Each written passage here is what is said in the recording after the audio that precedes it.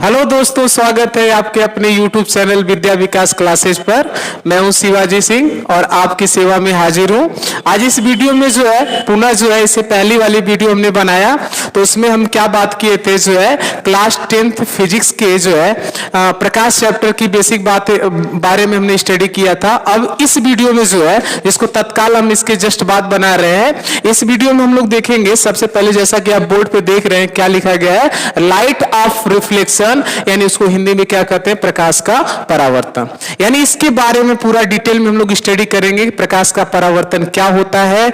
इसके बाद फिर हम लोग देखेंगे प्रकाश के परावर्तन से संबंधित कुछ महत्वपूर्ण परिभाषाएं। जैसे परिभाषा के अंतर्गत आएगा कि जैसे आपतित किरण किसे कहते हैं, इसके बाद परावर्तित किरण किसे कहते हैं, उसी में फिर देखा जाएगा कि आपतन बिंदु किसे कहते हैं, फिर उसी में एक और नया टर्मिनोलॉजी आएगी कि अभिलंब किसे कहा जाता है। ये सब बातें अभी हम लोग देखेंगे डिटेल में, ठीक है। इसके बाद फिर इसी वीडियो में हम लोग देखेंगे कि प्रकाश के परावर्तन के नियम क्या होते हैं, तो आपको इसके बारे में बताया जाएगा, ठीक है। तो चलो सबसे पहले हम लोग देखते हैं कि प्रकाश का परावर्तन किसे कहते हैं।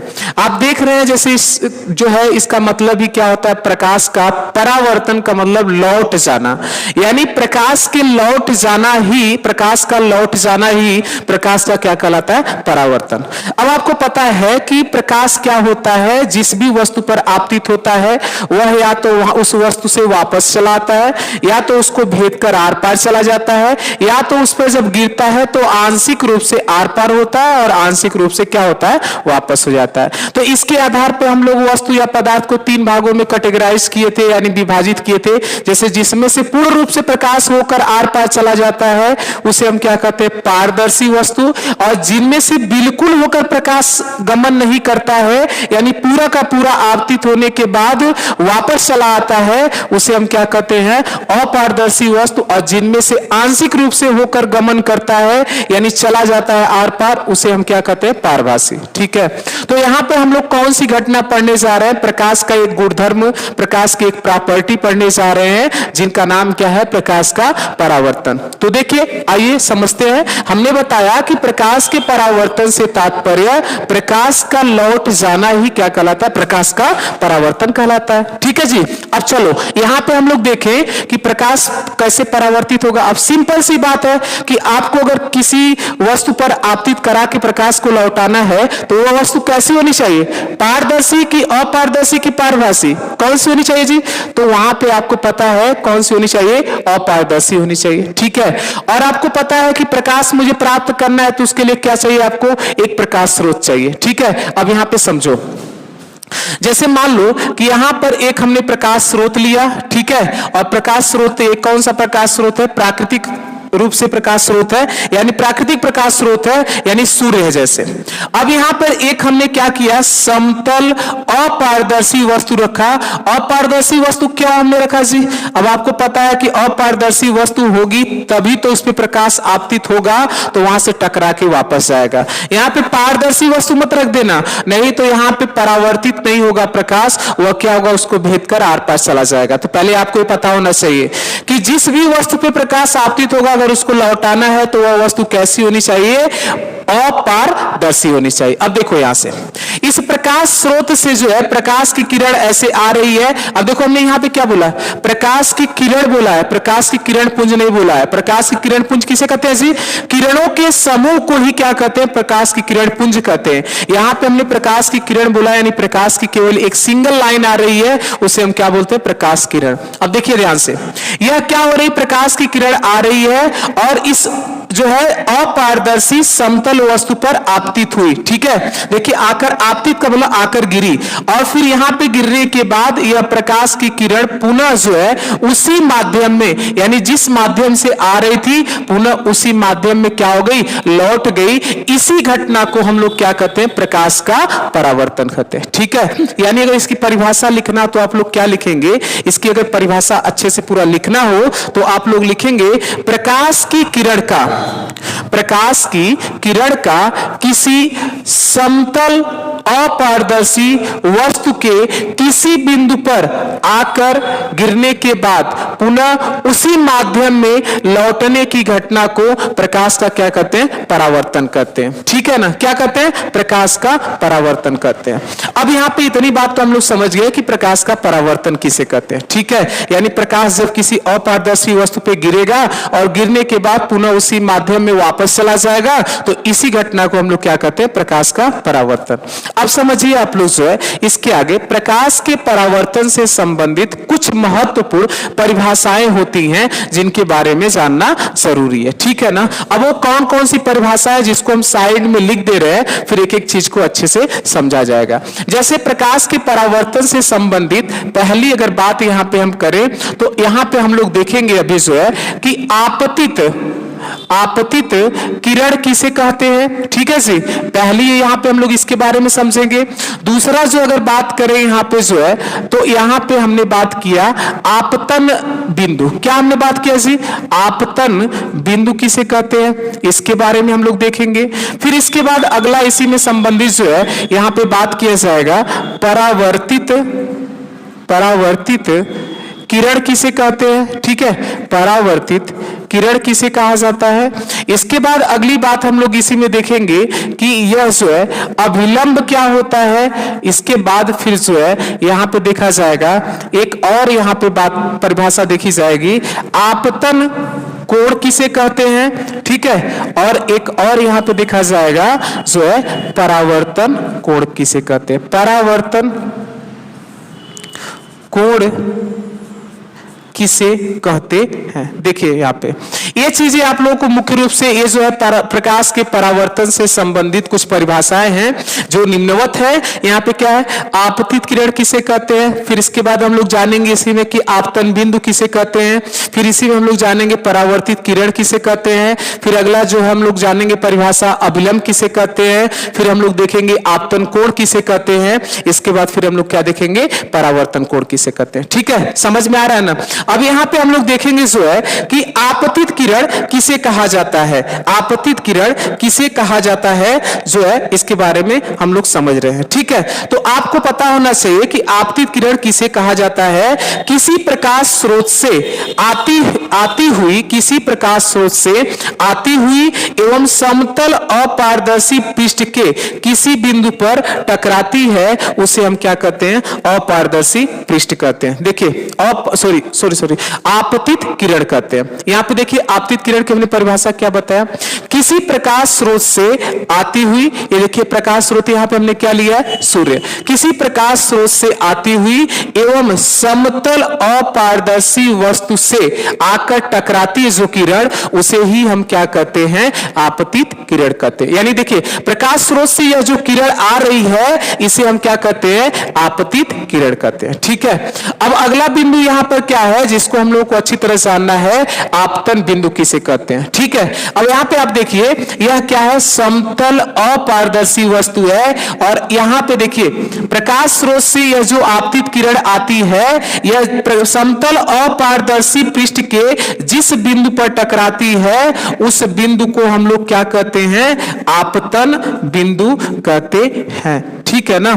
यानी इसकी परिभाषा अगर लिखना होगा तो आप लोग क्या लिखोगे कि प्रकाश स्रोत से आने वाली प्रकाश की किरण समतल अपारदर्शी पृष्ठ के जिस बिंदु पर आकर आपतित होता है उस बिंदु को हम लोग क्या कहते हैं? आपतन बिंदु कहते हैं। क्लियर हो रहा है ना सबको? ठीक है, सब क्लियर होगा, बस आप लोग अच्छे से देखते जाइए।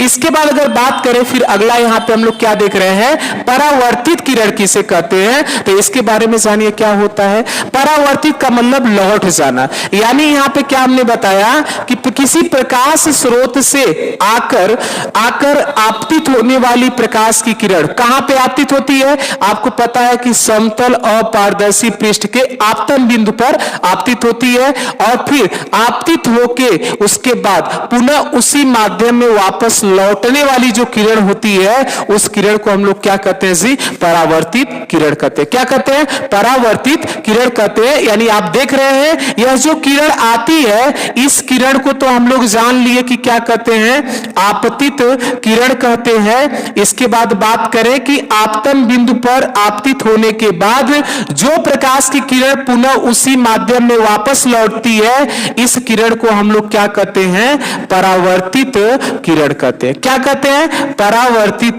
किरण कहते हैं। क्लियर हुआ इतना?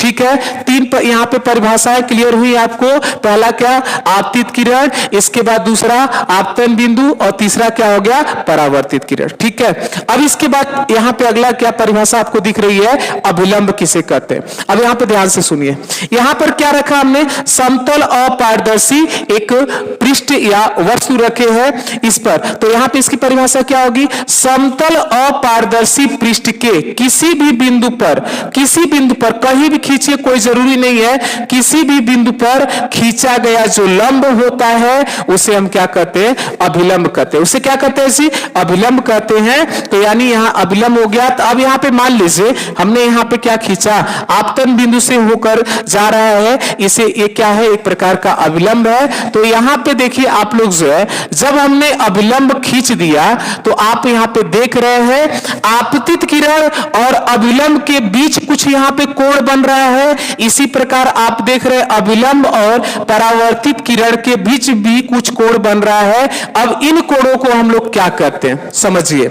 यहां पे आपको यह बात पता होना चाहिए कि आपतित किरण और अभिलंब के बीच जो कोण बनता है उसी कोण को हम लोग क्या कहते हैं, आपतन कोण कहते हैं, जिसको हम लोग किससे प्रदर्शित करते हैं, एंगल आई, यानी कोण आई से प्रदर्शित करते हैं। ठीक है जी। आपतन कोण को फिर एक बार सुनिए, क्या हमने बताया, आपतन कोण किसे कहते हैं, या आपतन कोण कहां पे बनता है, तो आपको पता होना चाहिए कि आपतित किरण एवं अभिलंब के बीच बने हुए कोण को ही हम लोग क्या कहते हैं, आपतन कोण कहते हैं। और आपतन कोण को हम लोग किससे दिखाते हैं, कोण आई से दिखाते हैं। ठीक है, अब अगली बात करें, यहां पे देख रहे हैं आप लोग, परावर्तन कोण किसे कहा जाता है। क्या हमने बात किया, अगली जो यहां पे बात परिभाषा है उस क्या उसी परिभाषा जी, परावर्तन कोण किसे कहते हैं। तो आप लोग देखिए यहां पर हम बात करेंगे, तो यहां पे अभिलंब एवं यहां पे परावर्तित किरण के बीच बीच देखिए यहां पे एक कोण बन रहा है, इस कोण को हम लोग क्या कहते हैं, जो है परावर्तन कोण कहते हैं। और परावर्तन कोण को जो है हम लोग एंगल आर से, यानी कोण आर से दिखाते हैं। ठीक है, आप बताइए ये सभी परिभाषाएं आपको समझ में आई कि नहीं आई, आ गई। ठीक है, अब इसके बाद इसी को हम लोग प्रकाश का परावर्तन कहते हैं। ठीक है, अगली बात हम लोग समझेंगे जो है कि प्रकाश के परावर्तन के नियम क्या है। ठीक है, तो इसको आप लोग समझिए, प्रकाश के परावर्तन के दो नियम है। प्रकाश के परावर्तन के कितने नियम है, दो नियम है। प्रकाश के परावर्तन का पहला नियम यह कहता है कि यहां पर प्रकाश के परावर्तन का पहला नियम है कि आपतित किरण एवं परावर्तित किरण तथा अभिलंब जो है तीनों एक ही तल में होते हैं। बिल्कुल सही बात है। आप देखिए हम लोग यहाँ पे प्रकाश के परावर्तन की घटना के बारे में स्टडी कहां पे कर रहे हैं, इस बोर्ड पर, इस बोर्ड पे किया जा रहा है। यानी बोर्ड यह क्या है, एक समतल हो गया। ठीक है ना, एक पृष्ठ हो गया। अब आप देखिए यहाँ पे जो है प्रकाश स्रोत, यानी यहाँ पे हमने सूर्य बनाया है। सूर्य से जो किरण आती है, यानी प्रकाश स्रोत से जो किरण आती है और किसी अपारदर्शी या पारदर्शी या कहीं पर वह वस्तु जो आपतित होती है, उस वस्तु को हम लोग क्या कहते हैं, प्रकाश के परावर्तन की घटना के अंतर्गत जो है उसे आपतित किरण कहते हैं। ठीक है, तो यानी जो ये देखिए यह जो किरण आ रही है यह अभी किस पृष्ठ पर है जी, इसी पृष्ठ पर तो है, इसी बोर्ड पर ही तो है। और इसके बाद जो यहां से फिर वापस जा रही है, ये भी देखिए किस पर है जी, इसी बोर्ड पर ही तो है। और इसके बाद जो अभिलंब खींचा गया है वो भी किस पर है, वो भी तो इसी बोर्ड पर है। तो यही बात तो प्रकाश का परावर्तन का नियम कहता है कि यहां पे आपतित किरण और परावर्तित किरण तथा अभिलंब तीनों एक ही समतल में होते हैं। एक ही समतल पे तो है तीनों। ठीक है ना, ये पहला नियम हो गया। और दूसरा नियम जो वेरी इंपॉर्टेंट है, बहुत जो है इसको देखा जाए तो क्या इसका मतलब है, दूसरा नियम यह कहता है कि यहां पे आपतन कोण किसके बराबर होता है जी, परावर्तन कोण के। यहां पे देखिए फिर एक बार समझिए ध्यान से, यहां पे दूसरी बात हम बताने जा रहे हैं। परावर्तन के नियम का दूसरा नियम क्या कहता है कि आपतन कोण बराबर क्या होता है, परावर्तन कोण। यहां पे देखिए लिख कर बता रहे हैं कि आपतन कोण बराबर क्या होता है, परावर्तन कोण होता है। ठीक है, आपतन कोण बराबर परावर्तन कोण। ठीक है, यानी इसको हम अभी किससे बताए, इसको हम लोग एंगल आई से दिखाते हैं और इसको क्या कहते हैं, एंगल आर से दिखाते हैं। ठीक है, यानी आपतन कोण बराबर क्या होता है, परावर्तन कोण। यह परावर्तन का नियम थे। परावर्तन कितने नियम थे, 2 नियम थे। ठीक है, अब इसमें सवाल देखिए कैसे बनता है। जैसे सिंपल सा सवाल एक बता दें कि जैसे मान लीजिए आपसे सवाल कोई बोल दिया कि यहाँ पे क्या हो रहा है, कि यहाँ पे आपसे कोई कह दिया कि इसको कई तरीके से बोल सकते हैं। देखिए यह एक समतल अपारदर्शी वस्तु हमने बनाया और यहाँ पे एक हमने अभिलंब खींच दिया।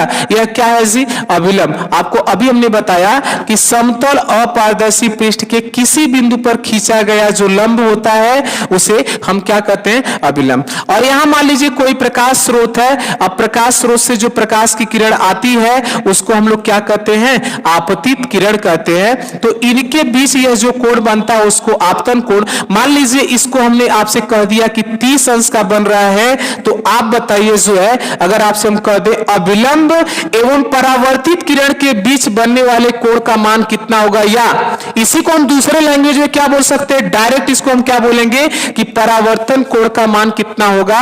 तो आप बताएंगे कि परावर्तन कोण का भी मान जो है कितना होगा, 30 अंश होगा। क्यों होगा, क्योंकि परावर्तन के नियम यही कहता है कि यहाँ पे आपतन कोण बराबर क्या होता है, परावर्तन कोण होता है। आपतन कोण बराबर क्या होता है, परावर्तन कोण होता है। अब आप बताइए यहाँ पे प्रकाश का परावर्तन और प्रकाश के परावर्तन के नियम को आपने डिटेल में समझा कि नहीं समझा, समझा। ठीक है, तो इस वीडियो में इतना ही। इसके बाद फिर अगली वीडियो में हम लोग आएंगे। अगली वीडियो में प्रकाश के परावर्तन से संबंधित छोटी छोटी बातों को जो है हम यहाँ पे देखेंगे हम लोग। इसके बाद उससे संबंधित सवाल को हम लोग करेंगे। ठीक है, तब तक के लिए थैंक यू, धन्यवाद।